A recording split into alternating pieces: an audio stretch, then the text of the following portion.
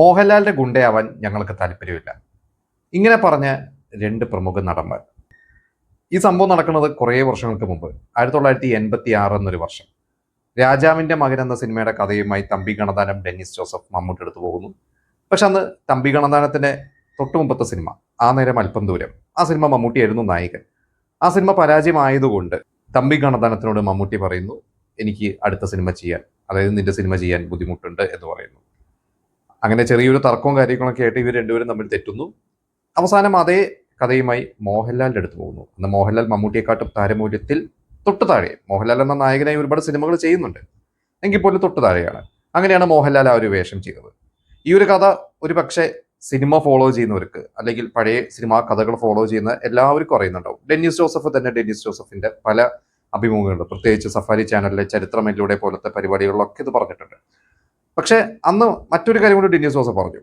അന്ന് മമ്മൂട്ടി ആയിരുന്നപ്പോൾ, Vincent Gomez എന്ന കഥാപാത്രം മമ്മൂട്ടിയെ ആലോചിച്ചിരുന്നപ്പോൾ അതിൽ മമ്മൂട്ടിയുടെ റൈറ്റ് ഹാൻഡ് ആയിട്ട് ഒരു കഥാപാത്രം ഉണ്ടായിരുന്നു.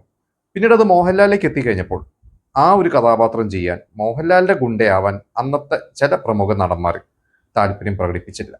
ഞാൻ മനസ്സിലാക്കുന്നത് മമ്മൂട്ടി ആയിരുന്നപ്പോൾ ഓക്കെ പറഞ്ഞവർ മോഹൻലാലായപ്പോൾ അവർ നോ പറഞ്ഞു. പിന്നീട് ആ കഥാപാത്രത്തെ രണ്ടാക്കി.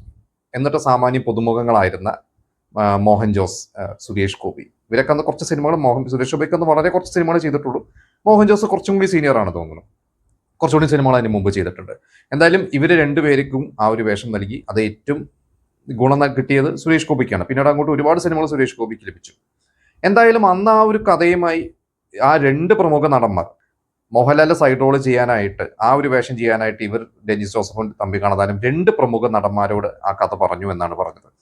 പക്ഷെ ആ പ്രമുഖ നടന്മാർ അത്ര വലിയ പ്രമുഖ നടന്മാരുമല്ല, എന്നാൽ പ്രമുഖരാണ് താനും. എന്നാൽ ആ കാലഘട്ടത്തിൽ നായകവേഷം ചെയ്യുന്ന കുറച്ച് നടന്മാരുണ്ട്, ശങ്കർ, അതുപോലെ തന്നെ റഹ്മാൻ. ഇവരാണ് ആ ഒരു വേഷം, അല്ലെങ്കിൽ ഇവരെയാണ് തമ്പി ഗണതാനം അപ്രോച്ച് ചെയ്തിട്ടുള്ളത് എന്ന് എനിക്ക് തോന്നുന്നില്ല.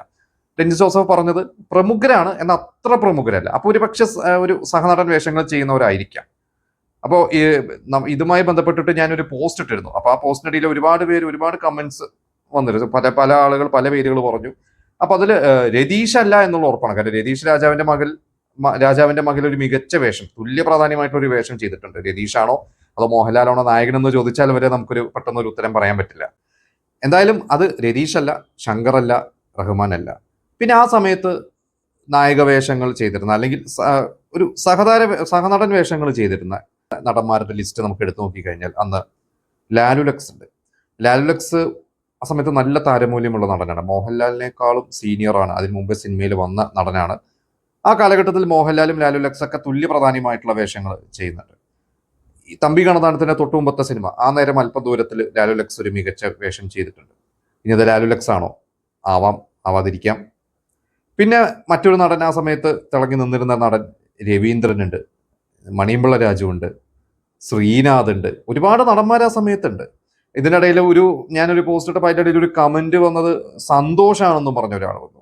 അറിയില്ല, സന്തോഷം എന്ന് പറഞ്ഞ നടൻ, അദ്ദേഹം ഈ അടുത്ത് നമ്മളെ വിട്ടുപോയി. അദ്ദേഹം നല്ല വേഷങ്ങളൊക്കെ ആ സമയത്ത് ചെയ്തിരുന്നതാണ്. പ്രിയദർശന്റെ സിനിമകളും ഒരുപാട് ശ്രീകുമാരൻ തമ്പിയുടെ സിനിമകളൊക്കെ ചെയ്തിട്ടുണ്ട്.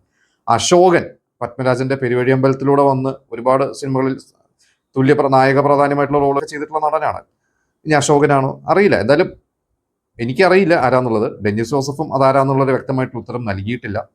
നിങ്ങൾക്ക് എന്ത് തോന്നുന്നു? അതാരായിരിക്കും? നിങ്ങൾക്ക് അറിയുമെങ്കിൽ നിങ്ങളത് കമന്റ് ചെയ്യുക.